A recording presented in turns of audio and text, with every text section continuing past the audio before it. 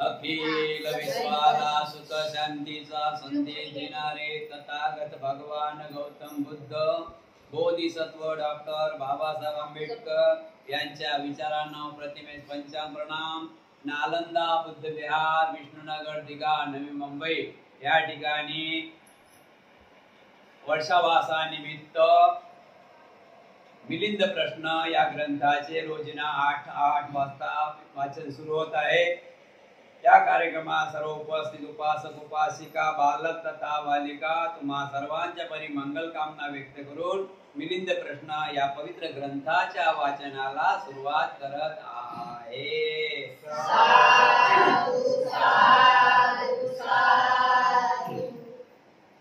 आजचा विषय आहे अहिंसेचा निग्रह। आजचा विषय आहे अहिंसेचा निग्रह। बनते नाक्षण भगवान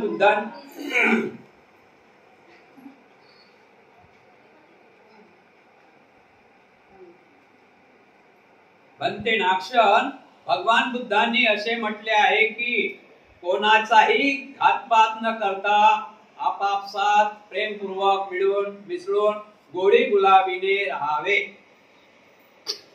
बनते नाक्षण महाराज म्हणतात बनते नाक्षण भगवान बुद्धांनी असे म्हटले आहे की कोणाचाही घातपात न करता आपसात प्रेमपूर्वक मिळून मिसळून गोडी गुलाबीने राहावे।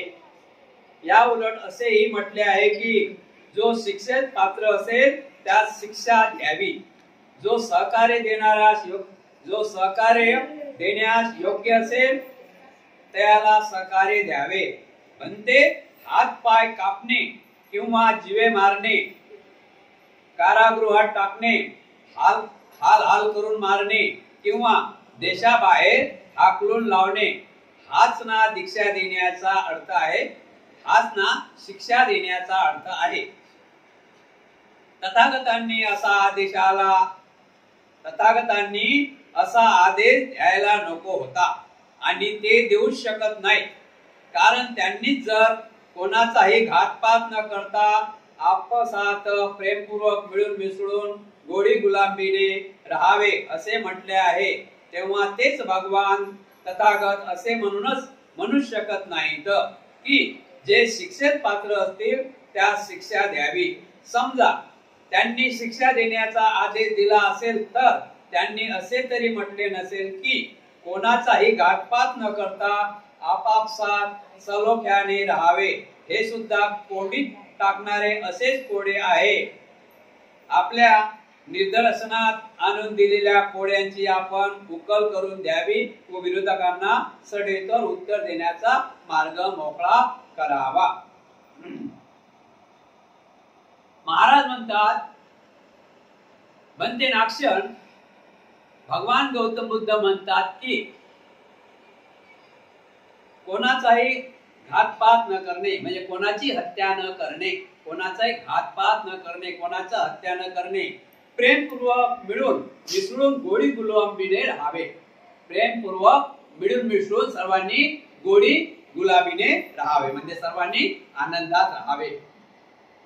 या उलट असेही म्हटले आहे की जो शिक्षेत पात्र आहे, जो शिक्षेस पात्र आहे त्यास शिक्षा द्यावी, म्हणजे जो गुन्हेगार आहे त्याला शिक्षा द्यावी असेही बुद्ध म्हणतात।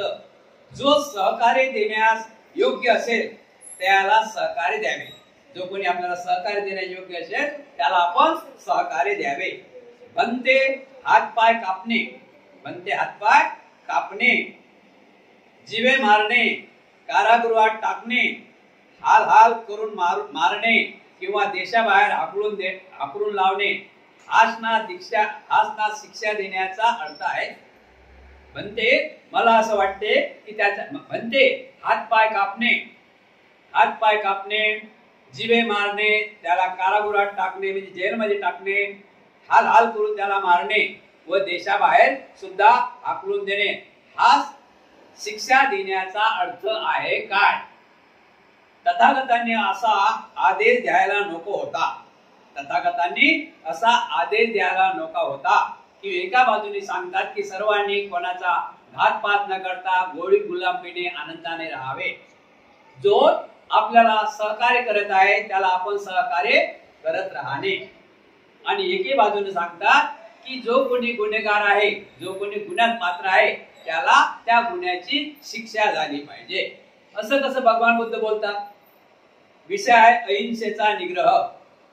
भगवान बुद्ध असे कसे बोलतात? एका बाजूने बोलतात की सरे गोडी गुलाबीने राहावे, एका बाजूने बोलतात ज्यांनी शिक्षात पात्र जो गुन्हा केला त्यांनी त्याला तसा दंड शिक्षा देण्यात यावी.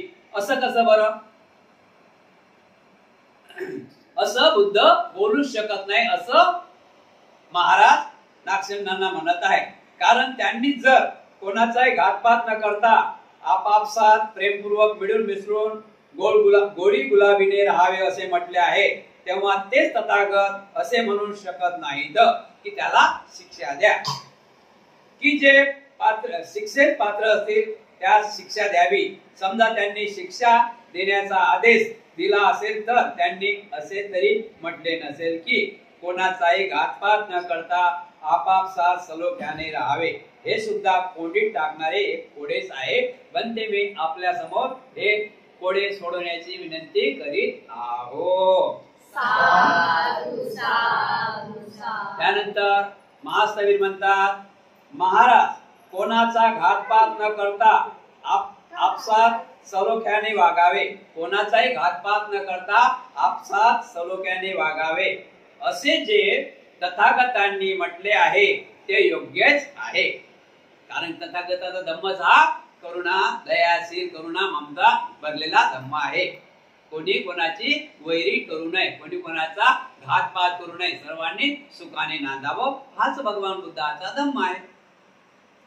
शिवाय शिक्षेत पात्र असतील, त्यास शिक्षा द्यावी. एका बाजूने बुद्ध म्हणतात किंवा जर कोणी शिक्षेत पात्र असेल, दंडनीय आहे, गुन्हा केलेला असेल, त्याला त्या गुन्ह्याची सजा मिळाली पाहिजे असं एका बाजूने बुद्ध म्हणतात.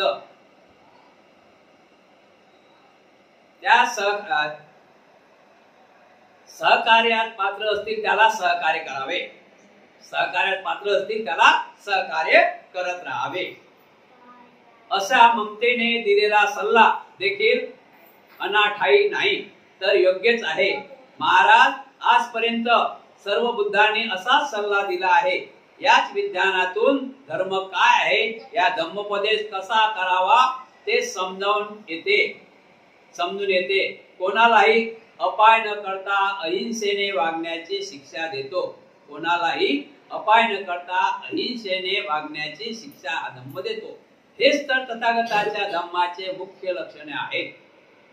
बुद्धांची हे स्वाभाविक वचने होत आणि महाराज त्यांनी शिक्षेत पात्र असतील त्यांना शिक्षा द्यावी असे जे म्हटले आहे त्याचा वेगळाच अर्थ आहे. तो म्हणजे उलट चित्ताचे दमन करावे. उलट चित्ताचे दमन करावे म्हणजे आपल्या मनात वाईट गोष्टी येत असतील तर त्याला मारून टाकाव्या. शांत पावलेल्या चित्ताची जोपासना करावी. आपल्या चित्ताची चांगली जोपासना करावी. आपल्या चित्ताला वाईट मार्गावर जाऊ द्यायचं नाही. वाईट विचाराचे दमन करावे. आपल्या मनात जर वाईट विचार असतील, येत असतील तर त्याच्यावर दमन करावे, त्याच्यावर मात करावे. आपल्या वाईट विचारावर मात करावी म्हणजे आपल्या मनात वाईट विचार बाजूने काढावे. चांगले विचार आपल्या डोक्यात भरत राहावे. शांत पावलेल्या चित्ताची जोपासना करावी. शांत पावलेल्या चित्ताची जोपासना करावी म्हणजे आपलं मन खूप शांत प्रकारे ठेवलं पाहिजे. वाईट विचाराचे दमन करावे. वाईट विचार बाजूने काढत राहावा. चांगल्या विचाराची जोपासना करावी. चांगला विचार आपल्या मनात भरत राहावा आणि चांगलंच ऐकावा आणि चांगलं बोलत राहावा. मनाचा कलुषितपणा काढून टाकावा. मनाचे काही घाण विचार असतील ते काढून टाकत राहावे व त्यास शुद्ध ठेवण्याची शिस्त करावी. आपल्या मनाला शुद्ध आचरणाची शिक्षा करावी. आपलं मन भटकलं नाही पाहिजे. आपण चांगल्या आपल्या मनाला शिस्त लावावी. आपल्या मनाला शिस्त लावावी. ते कोणती लावावी की मी वाईट कर्मापासून अलिप्त राहण्याची प्रतिज्ञा करत आहो आणि चांगल्या विचाराशी मी सहमत राहण्याची प्रतिज्ञा करत आहोत अशी आपल्या मनाला शिस्त लावावी. खोट्या सिद्धांताच्या आहारी कधीच जाऊ नये. खोट्या सिद्धांताच्या आहारी कधीच जाऊ नये.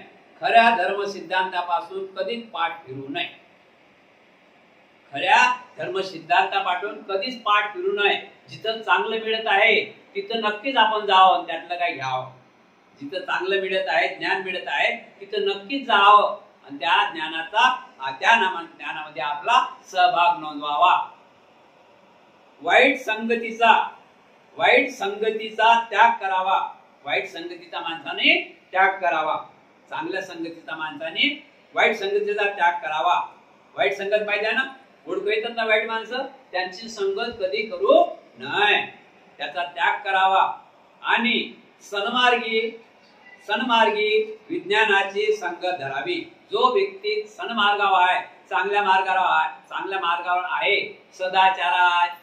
सदाचारी आहे, सिलवान आहे, गुणवान आहे, गौरवशाली आहे, अशा माणसाची संगत करावी. चोरीचे दमन करावे. माणसाने चोरी करण्यापासून अलिप्त राहावे. दमन करावे म्हणजे त्या चोरीपासून दूर राहावे. चोरीचे दमन करावे. चोरीचा पैसा काम येत नाही. तो आज जर आपल्याला लाख रुपये भेटले तर 1-2 महिन्यात, 3 महिन्यात, 4 महिन्यात 2 लाख रुपये आपल्याला गेल्याशिवाय राहत नाही. म्हणून चोरीचं दमन करावे. चोरीपासून आपली सुटका झाली पाहिजे. अशा प्रकारे आपल्या मनाला आपण वळण लावलं पाहिजे. जसं शरीराला वळण लावसा तसं शरीर बनते, माणूस बनते. माणसाची नियत कुठून खराब होते? मनापासून. माणूस खराब आहे काय? माणसाची नियत बदलते ना, मन. तर त्या मनाला आपल्याला ताब्यात ठेवावं लागेल ना. आपण त्या मनाला ताब्यात ठेवलं पाहिजे. चोरीपासून आपण अलिप्त राहिलं पाहिजे आणि सज्जनाचे रक्षण केले पाहिजे. सज्जनाचे रक्षण केले पाहिजे. सज्जनाची दोस्ती केली पाहिजे. सज्जनाची मैत्री केली पाहिजे. हाच तर खरा धर्म आहे. हाच भगवान गौतम बुद्धाचा खरा धर्म आहे. बनते नाक्षण हे आता तुम्ही माझ्या सगळ्यात पूर्ण बनते नाक्षण आता तुम्ही माझ्या सापड्यात पूर्णत्व सापडलेले. मला जे विचारायचे होते याचा अर्थ आता आपोआपच बाहेर आला. म्हणते चोराचे दमन करावे हे तर ठीक आहे, पण ते कोणत्या प्रकारे करावे? म्हणते नाक्षण तुम्ही म्हणतात चोराचे दमन करावे. चोराचे दमन करावे तर ते कोण्या प्रकारे करावे हे जरा मला समजावून सांगावे. महाराज चोराला धमकी देणे. महाराज चोराला धमकी देणे. उचित असेल तर धमकी द्यावी. शिक्षा करणे. उचित असेल तर त्यास शिक्षा करावी. देशातून हाकलून देणे योग्य असेल तर देशाबाहेर हाकलून द्यावे. आणि एवढेच नव्हे तर त्यास फाशी देणे योग्य असेल तर फाशी सुद्धा द्यावी. चोराचे दमन करणे म्हणजे दंड झालाच पाहिजे ना. तर महाराज चोराला धमकी देणे. चोराला धमकी देणे उचित असेल तर धमकी द्यावी. शिक्षा करणे उचित असेल तर त्याला शिक्षा करावीच. देशातून हाकलून देणे योग्य असेल तर त्याला देशाच्या बाहेर हाकलून द्यावेच. आणि एवढेच नव्हे तर त्यास फाशी देणे योग्य असेल तर त्याला फाशी सुद्धा द्यावी. बनते पण फाशी देण्यासारखी कृती बौद्ध धर्माच्या सिद्धांताला अनुकूल आहे काय? तुम्ही जर म्हणता की चोराला जर फाशी देण्याची वेळ आली तर त्याला फाशी सुद्धा द्यावी, पण बनते आपल्या धर्मामध्ये, बौद्ध धर्मामध्ये फाशी देण्याला अनुकूल आहे काय?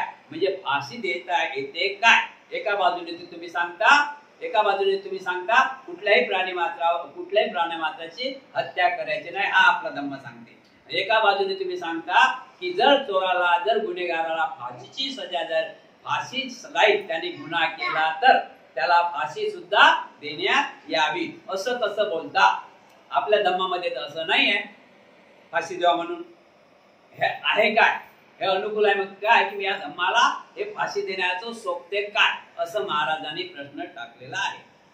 नाही महाराज, तर मग बौद्ध धर्माच्या सिद्धांताला, महाराज तुम्ही म्हणता की या बौद्ध धर्माच्या सिद्धांताला हे फाशी देणे अनुकूल नाही.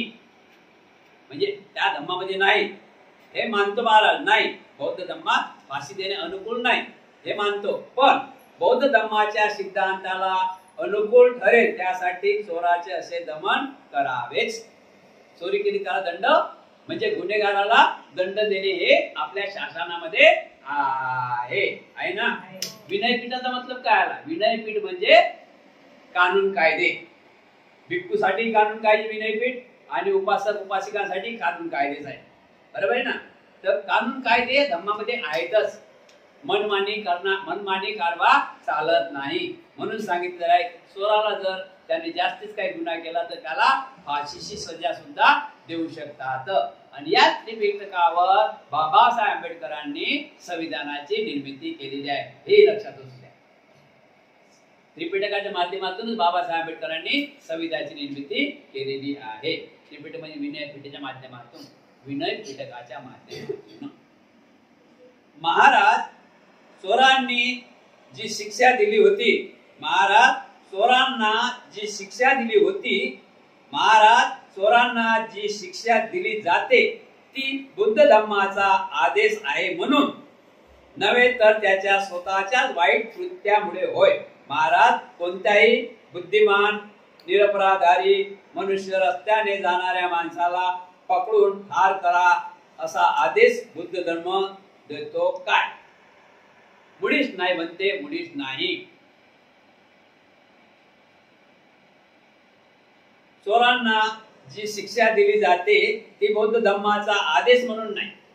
चोरांना जी शिक्षा दिली जाते ती बौद्ध धम्माचा आदेश म्हणून नाही, पण त्याच्या कृत्यामुळे त्याला, त्याचं कृत्य असते ना वाईट कृत्य, त्याच्यामुळे त्याला शिक्षा झालीच पाहिजे. समजलं ना. कारण त्याने कोणताही अपराध केला नाही. त्याचप्रमाणे महाराज चोरांना जी शिक्षा केली जाते ती बौद्ध धम्माचा आदेश म्हणून नव्हे तर त्याच्या स्वतःच्याच वाईट कृत्यामुळे होत. यात बुद्ध धम्माचा काय दोष आहे? त्यांनी जर चोरी केली, त्यांनी जर व्यभिचार केला, त्यांनी जर हत्या केली तर त्याला माफ नाही, त्याला त्याची सजा मिळालीच पाहिजे. नाही म्हणते. आम्हाला पाहण्यात येते की भगवान बुद्धांनी दिलेली शिकवण समर्था उपयुक्त व कल्याणकारी अशीच आहे. म्हणते आपण सांगितलेले ते योग्य असेच आहे असे मला कळून आले. म्हणते आपल्या धम्मामध्ये कोणाची हत्या करण्याला मनाई आहे, पण बुद्धांनी सांगितलेलं आहे की जो कोणी गुन्हेगार हत्या करील त्याला त्याची सजा मिळालीच पाहिजे. चोराला चोराची सजा मिळालीच पाहिजे. माझ्या धम्मानुसार आहे काय? नाही, धम्मानुसार त्याला सजा मिळत नाही, तर त्याच्या कर्मानुसार त्याला सजा मिळत असते. त्यांनी चोरी केली म्हणून त्याला सजा मिळाली, त्याने हत्या केली म्हणून त्याला सजा मिळाली. जर त्याने हत्या नसती केली तर त्याला फाशी देण्यात आली असती काय? नाही. मग धम्म इथे काहीच करू शकत नाही. स्थविरांना संघातून काढणे. बनतेनाक्षर भगवान बुद्ध म्हणतात की माझ्या मनात कुणाविषयी क्रोध नाही की मत्सरही नाही, परंतु त्यांनी स्थविर सारिपुत्त आणि स्थविर महामोग्गलायन यांना त्यांच्या सर्व सहायासी भिक्खू समावेत विहारातून हाकलून दिले होते. बनते तथागतांनी असे कोणत्या भावनेने केले? क्रोधामुळे की आनंदित करणामुळे ते सांगावे.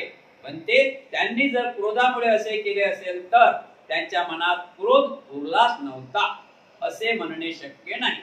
आणि जर आनंदाने असे केले असेल तर त्यांचे काहीच असे कारण सापडत नाही.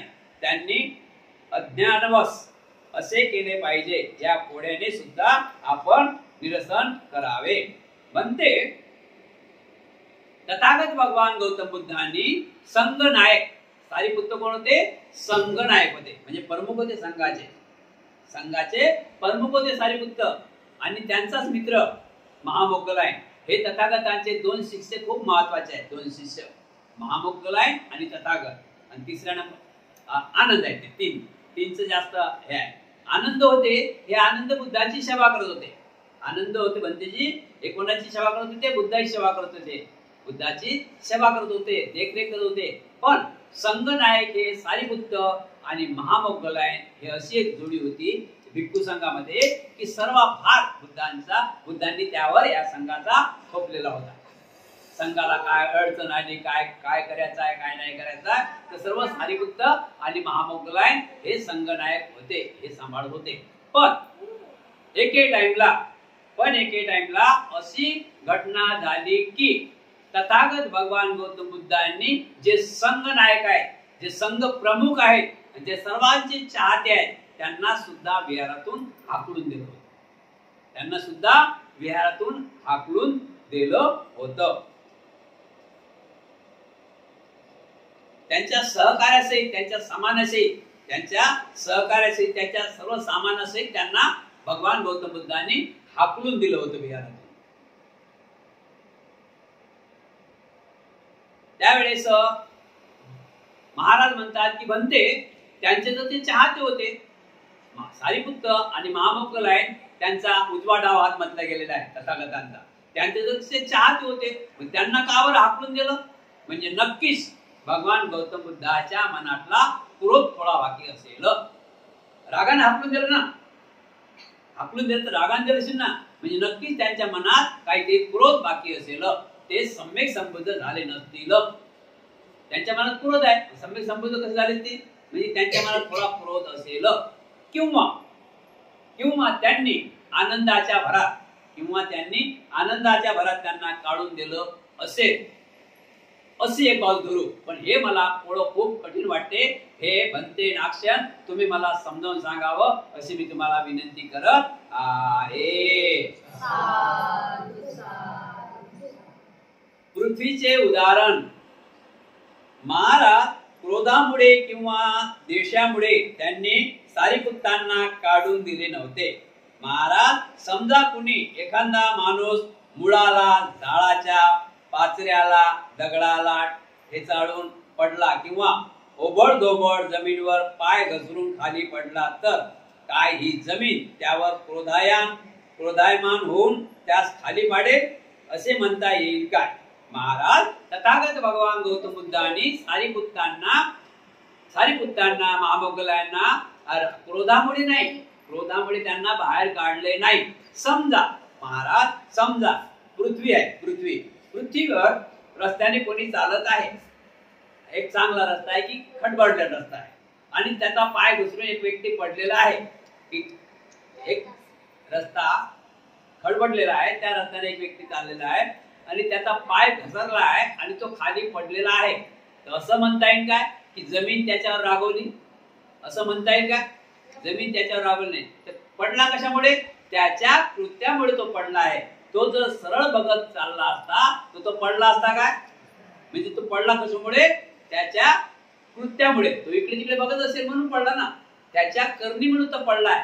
म्हणून काय, तो चालत असताना जमीन त्याच्यावर रागवली काय? नाही, जमीन त्याच्यावर रागवली नाही. जमीन महान आहे, तो त्याच्या कृत्यामुळे त्या जमिनीवर पाय घसरून पडलेला आहे. नाही बनते या पृथ्वीला पाय घसरून पडलेला आहे, तर त्यावेळेस काय तर जमीन क्रोध केला का? त्याच्यावर राग केला काय? नाही बनते या पृथ्वीला कोणाविषयी क्रोध येत नाही. या पृथ्वीला कोणाविषयी क्रोध येते काय? तिला जीव आहे का समजते काय? नाही. या पृथ्वीला कोणाविषयी क्रोध येत नाही की आनंदही होत नाही. क्रोधही होत नाही किंवा आनंदही होत नाही. कोणावरती प्रेम करत नाही किंवा कोणाचा वैरही बाळगत नाही. जमीन पृथ्वी कोणावर प्रेमही करत नाही किंवा कोणाचं वैरत्वही बाळगत नाही. तर आपल्याच निष्काळजीपणामुळे तो ठेचाळून खाली पडतो.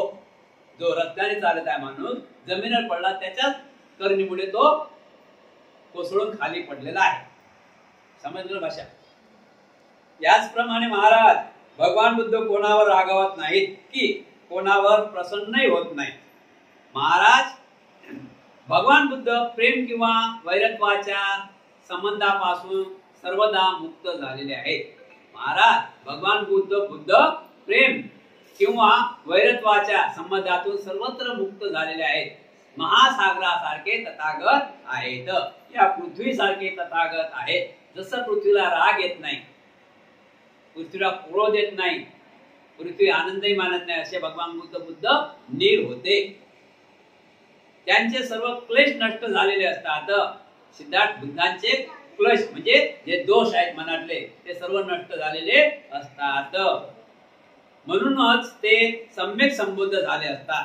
मनात कुठल्याच प्रकारे क्रोध, मोह, माया, मच्छर नाही, म्हणूनच ते सम्यक संबुद्ध झालेले असतात. सम्यक संबुद्ध झालेले असतात. जर त्यांना मनात क्रोध असतात, सम्यक संबुद्ध झाले असते काय?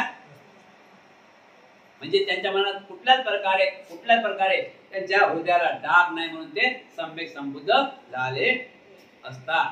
त्यांच्या स्वतःच्या कृत्यामुळे त्या भिक्षूंना विहाराबाहेर घालून देण्यात आले होते.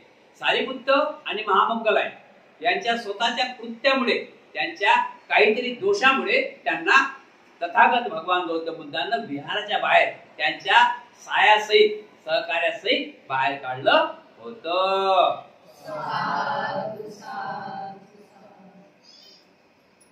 समुद्राचे उदाहरण महाराज, समुद्राचा असा गुणधर्म आहे की तो कोणत्याही प्रेत स्वतःमध्ये सामावून घेत नाही. एखादे प्रेत समुद्रामध्ये पडले असता तात्काळ ते तटावर नेऊन पाडतो. महाराज, यावरूनच क्रोधितिरेकाने महासमुद्र असे करतो, असा त्यावर दोष लावता येईल काय? महाराज, अजून एक उदाहरण घेऊया. एक समुद्राचं उदाहरण घेऊया. समुद्रामध्ये कोणी मृत्यू झाला, प्रेत आहे, तर प्रेत ते समुद्र काय करते? ते प्रेत समुद्रात ठेवत नाही. प्रेत समुद्र आपल्या पोटामध्ये ठेवत नाही. तो चटाचट समुद्र किनाऱ्याला, त्या बॉडीला किनाऱ्यावर लावते. प्रेत त्या किनाऱ्यावर लावते. तो आपल्या पोटामध्ये समुद्र सांभाळून घेत नाही, चटकन त्या किनाऱ्याला लावते. म्हणून त्या समुद्राला राग येते काय? रागान लावते काय? समुद्र रागान लावते काय? त्याला दोष त्याला समुद्राला राग येते काय? त्याला दोष येते काय? असा त्यावर दोष लावता येईल काय की त्याने रागाने, त्या समुद्राने रागाने ते बॉडी प्रेत आपल्या किनाऱ्यावर लावलं, असं होऊ शकते काय? नाही बनते. समुद्र कोणावर कधीच रागवत नाही. समुद्र रागवते का कोणावर? कोणावर प्रसन्नही होत नाही. समुद्र कोणावर रागवतही नाही आणि कोणावर प्रसन्नही होत नाही. प्रेम किंवा गौरव या संबंधी समुद्रास काही कर्तव्य नसते. त्याच्यावर तुम्ही समुद्रावर प्रेम करा, या समुद्राचा गौरव करा, त्या समुद्राला काही घेणे देणं नसते. समुद्र अथांग आहे. समुद्र महासागर हा अथांग आहे, त्याची कोणीच बराबरी करू शकत नाही. म्हणतो ना आपण, जे काय घाण आहे, जे आहे ते सर्व नद्या त्याला मिळतात, पण समुद्र रागावते काय? नाही रागवत. तो त्याच्या परिणत असते. तो जास्त भरतही नाही, जास्त कमी होत नाही. आता एवढा मोठा पाऊस चालू आहे, समुद्र वाढत नाही, तेवढाच आहे, इकडे तिकडे. म्हणजे त्याला काही, त्याला क्रोध येत नाही, राग येत नाही, तो कोणाला दोषही लावता येत नाही. म्हणजे महासागर आहे. म्हणून आपलं मनही महासागर ठेवलं पाहिजे की नाही? महासागर. याचप्रमाणे महाराज, बुद्ध कोणावर क्रोध करीत नाही किंवा कोणावर प्रसन्न होत नाहीत. प्रेम किंवा वैरत्वाच्या संबंधापासून ते पूर्णत्व मुक्त झालेले असतात आणि ते सम्यक संबुद्ध झालेले असतात. म्हणूनच त्या भिक्षूंना त्यांच्या स्वतःच्याच कृत्यामुळे बाहेर हाकलून देण्यात आले होते. महाराज, ज्याप्रमाणे एखाद्याला ठेचण्याची शिक्षा होतो, तो खाली पडतो, ही आहे, त्याचप्रमाणे बुद्ध शासन चूकभूल करण्याची ठेच लागते, तोच सुद्धा असाच पडतो. महाराज, सिद्धार्थ महाराज, सम्यक संबुद्ध हे क्रोध, मोह, माया, मत्सर या सर्व गोष्टीपासून अलग असतात. ते कोणावर प्रेमही करत नाही आणि ते कोणावर आदरही दाखवत नाहीत. ते त्यांच्या हिशोबात आहे, ते त्यांच्या हिशोबात राहतात. ते कोणावर वैरही करत नाही आणि ते कोणावर प्रेमही करत नाहीत. ते पूर्णत्व मुक्त झालेले असतात. ते पूर्णत्व मुक्त झालेले असतात. उदाहरणार्थ सांगितलेलं आहे की त्या सारिपुत्त आणि महामोग्गलायन याला शिक्षा का देण्यात आली? शिक्षा का देण्यात आली की भगवान बुद्धाच्या धम्मामध्ये भगवान बुद्धाच्या धम्मामध्ये थोडी काही चुकी सहन होत नाही. जसं डोळ्यात कचरा सहन होते काय नाही ना, तसं बुद्धाच्या धम्मामध्ये, बुद्धाच्या नियमावलीमध्ये, बुद्धाच्या विनयामध्ये जराही कचरा जसा डोळ्यात सहन होत नाही अशी थोडी चूक सहन केल्या जात नाही. म्हणून काहीतरी त्यांची चूक झाली, काहीतरी त्यांची चूक झाली. जसं जमिनीवर माणूस चालत आहे आणि तो ठोकर लागून पडला आहे, तर ते कोणाची चूक आहे? त्या दगडाची चूक आहे का? त्या जमिनीची चूक आहे का? यांनी जर बरोबर डोळे खोलून चालले असते तर दगड पाहिला असता, त्या दगडाला बाजूने निघून गेले असते, दगडाच्या बाजूने निघून गेले असते तर काय झालं असतं? पायाला ठेच लागली नसती. गुन्हा कोणाचा आहे? त्यांचा गुन्हा आहे म्हणून त्यांना शिक्षा देण्यात आली होती. महाराज भगवान बुद्धांनी सारीपुत्ताधिक भिक्षूंना संघाबाहेर हाकलून दिले होते. ते त्यांच्या कल्याणाकरिता, सौम्याकरिता, हिताकरिता व त्यांच्याच पावित्र्याकरिता योग्य असे केल्याने ते जन्म